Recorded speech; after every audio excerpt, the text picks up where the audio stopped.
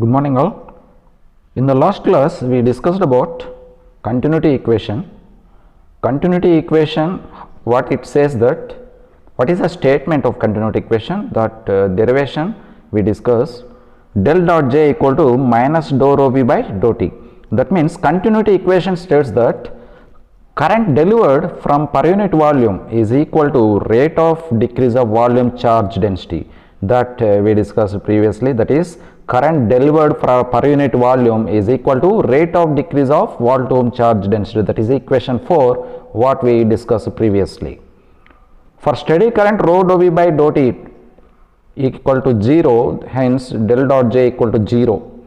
That is the continuity equation for steady current, that is DC currents. Now we go for point form of Ohm's law. Point form of Ohm's law we will go for, making that point form of Ohm's law. You know that Ohm's law. What is Ohm's law? Everybody knows that the simple formula V equal to IR. But what is Ohm's law? In statement form, we can say that when temperature remaining constant, the potential between two ends of a conductor is equal to product of its resistance, V equal to IR. Similarly, simply the potential between 2 points, the potential, if you consider a conductor, the potential between 2 points is V, that conductor having resistance R, and current flows through this conductor is I, V equal to IR. That is a normal find of what, not is a Ohm's law. It is a Ohm's law. When temperature remaining constant, the voltage is proportional to I and inversely proportional to resistance, or I equal to V by R. The current is inversely proportional to resistance. If the resistance increases, current will decreases. That is the Ohm's law. Now we go for point for Ohm's law. What is J equal to sigma E? J equal to sigma E is the point form of Ohm's law, that we have to remember. How we are obtaining this J equal to sigma E? Let us see.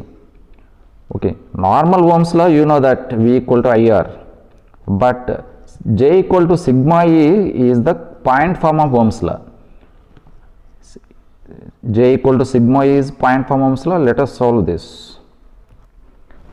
Before starting that, what is resistance? R equal to rho L by A. You know that resistance depends on resistivity, length of the conductor, and cross sectional area. What is the relation between resistance and cross section or resistivity? Length of the material, length of the resistor or length of the conductor. R equal to rho L by A. What is the unit for resistivity? Ohm meter. Why? Because in J equal to sigma E, sigma is known as conductivity we will consider, whereas rho is the resistivity.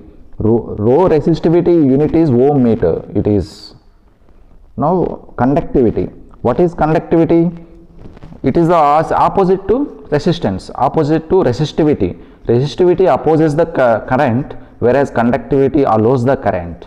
That is the difference between conductivity and resistivity. Whereas resistivity is in ohm meter, conductivity can be measured in Siemens. Conductance is in Siemens, whereas conductivity will be measured in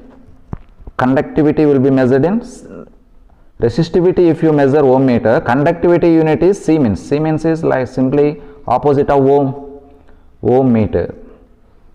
Simply, okay. Conductivity measured in Siemens per Siemens meter, or it is also described by Siemens. Conductance is measured in Siemens, whereas conductivity unit is Siemens meter. The conductivity is the reciprocal of conductance. Reciprocal of resistivity is known as conductivity. The simple definition it is, but conductivity depends on what are the parameters. You know, though you can see here the units of ohm meter or Siemens per meter, mho meter. It is known as mho meter or Siemens meter. The conductivity units are Siemens meter or mho meter. Why we are telling this conductivity and all? Because we are using point form of Ohm's law. That will be helpful. Before starting the point form of Ohm's law, we have to go for what is conductivity, what is the unit for conductivity on resistivity. Now let us take derivation. Let us go for derivation of point form of Ohm's law. Consider a small cube we are considering having sides delta L To derive J equal to sigma E point form Ohm's law, consider a small cube having sides delta L and surface area is delta S. Delta S is the small surface area, delta L is the small length of the cube. As shown in this figure, you can see the cube. The current density in cube is J bar. Assume that a small current density everywhere it is equal, because if it is a total surface area is a very large, but if you consider the small surface area ds, it is the delta S is a ds also delta S it is. Current density at every point is constant, hence in a cube also it is constant. Let delta V is the differential potential applied to cube. We applied differential potential to the cube is delta V, and E bar, you know that electric field intensity E bar. What is the relation between delta V and E bar? Is delta V equal to E dot dl. The relation between V and E is delta V equal to E dot dl, and we also know that J bar. J means current density. Current density large area అయినా తీసుకోవచ్చు, small area అయినా తీసుకోవచ్చు. Current density is defined as total current I by total area A we can consider. Similarly, a small current delta I or delta A also we can consider. From this, J bar equal to delta I by delta S. From that we can write delta I equal to J dot ds. From Ohm's law, you know that V equal to IR. If you apply delta V on both sides, delta V equal to J delta S into R, because at delta I we are substituted as, if you apply V equal to IR on both sides, if you apply the delta V equal to delta I into R, you can write. In place of delta I we are substituting this. Okay, in place of that we are substituting, in place of delta I we are substituted that. If you substitute like this, we can write delta V equal to J delta S into R. We can write like this. Okay. From that, J equal to delta V by delta S into R, we can write J equal to delta V. What is the relation? Delta V equal to E dot dl, that is E dot delta L we represented in place of delta V, E delta L by delta S into R. Now if you assume sigma is known as delta L by delta S or delta L by delta S into R, if you assume that sigma, we can write J equal to sigma A simply. This equation is called point form of Ohm's law. Point form of Ohm's law it is known as. How to understand this? From that, J equal to delta V by delta S into R we can write. Therefore, J equal to V can be, what is the relation V? Delta V equal to E dot delta L delta S into R. If you substitute delta L, if you substitute delta L delta S by R as a sigma, we can write J equal to sigma E. It is called point form of Ohm's law for conductors. Point form of Ohm's law for conductors. The chapter name itself is Conductors and Dielectrics. The equation 1 is called point form Ohm's law. We know that rho equal to RA by L or R equal to rho L by A.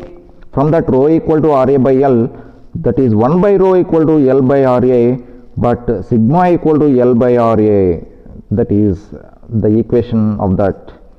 Sigma equal to L by RA, 1 by rho is known as L by RA, and sigma is the reciprocal of resistivity. This is the reciprocal of resistivity is 1 by rho, that is L by RA. Sigma is the conductivity. Reciprocal of resistivity is known as conductivity, that is sigma equal to L by RA. Simply J equal to sigma is the point form of Ohm's law. That we have to remember carefully. 2 marks and 10 marks, 2 marks or derivation point of view, 5 marks also they will ask. J equal to sigma E. Each and every time you have to read first and second unit. Up to now what is happening, you have to read, then only you can understand. Simply coming and to attending the class, that is will not helpful for you. From the first unit onwards, from the vector onwards, you have to read, you have to prepare carefully, then only you can understand. Next we go for what is the behavior of conductors. We know the difference between conductors and dielectrics. Dielectrics are the insulators. Conductors have more free electrons. If you provide the conductors and dielectrics in electric field, how they will behave? Because in missions, We have insulators, we have conductors in machines. A machine may be considered as a machine. If you consider the machine diagram, construction diagram, in slots we are conductors. In case of a 3-phase induction motor, if you consider, or single phase induction motor, if you consider, whatever be the electrical apparatus, if you consider conductors and insulators both have. It is a conductor and varnish will be placed on conductor. If you take a conductor, winding చూసారా, fan winding అని ఏ winding అయినా conductor ఉంటుంది, దాని మీద varnish చేసి ఉంటుంది, అంటే insulator, dielectric that is. Or ఈ స్లాట్స్లో పేపర్ పెట్టింటారు, ఈ స్లాట్స్లో పేపర్స్ పెట్టింటారు కదా, వైండింగ్ చేసేటప్పుడు మీరు గమనించారా, ఫ్యాన్ వైండింగ్ కానీ మోటార్ వైండింగ్ కానీ ఫస్ట్ ఇన్సులేషన్ ప్రొవైడ్ చేసి స్లాట్స్లో ఇన్సులేషన్ ప్రొవైడ్ చేసిన తర్వాత స్లాట్స్లో కండక్టర్ ప్లేస్ చేస్తారు. ఆ కండక్టర్ కూడా మళ్ళీ ఇన్సులేషన్ ఉంటుంది, అంటే డైఎలక్ట్రిక్ ఉంటుంది, కండక్టర్ ఉంటుంది, electric field. Whenever we give the supply for induction motor, any motor, conductor ఉంటుంది, ఎలక్ట్రిక్ ఫీల్డ్, అలాగే సేమ్ టైం డైఎలక్ట్రిక్ కూడా ఎలక్ట్రిక్ ఫీల్డ్లో ఉంటుంది. Now how the conductor behaves in dielectric medium, how the dielectric behaves in dielectric medium, finally how conductor and dielectric both will behave in dielectric medium. In electric field E bar, if you apply the electric field E bar to the conductor, what will happen? If you apply the electric field for E bar for dielectric, that is insulator, conductor కి insulator ఉంటుంది కదా, ఆ insulator కి మనం electric field apply చేస్తే ఏమవుతుంది? Polarisation happen అవుతుందా? ఏమవుతుంది? పోలరైజేషన్ అంటే ఏంటి? ఫస్ట్ యూనిట్లో వస్తుందా? రాదు. డైపోల్ మూమెంట్ వస్తుంది. Dipole moment per unit volume is called polarisation. What is dipole? We have to know. Are you understand? Now between two perfect dielectrics, if the two dielectrics are placed in electric field is passing from here to here, it is one dielectric D1, dielectric D2. Assume that dielectric 1, dielectric 2. Between two perfect dielectrics, how electric field appears, that we'll discuss in next class. Okay, thank you.